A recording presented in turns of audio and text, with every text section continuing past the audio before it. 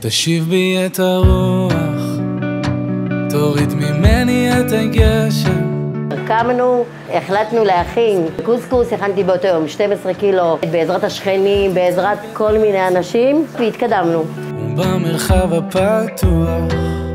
אתמול, ברוך השם, הוצאנו 2,100 מנות בשריות ועוד 300 קרחים לבוקר. אני בטוח, בסוף עוד תתבהר הדרך. צבא צועד הרכבתו, כפרה עליהם, אני אוהבת אוכל, אני אוהבת חיילים, זה מתחבר לי, וזה עושה לי טוב, זהו. הגעתי לפה, זה עבר מפה לאוזן, לפנק את החיילים, לתת להם, זה מעלה את המורל.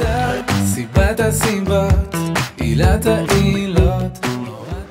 חברים, כדי שהמיזם הזה ימשיך ונוכל לעבוד ולהוציא עוד אוכל לחיילים, אנחנו צריכים את העזרה שלכם.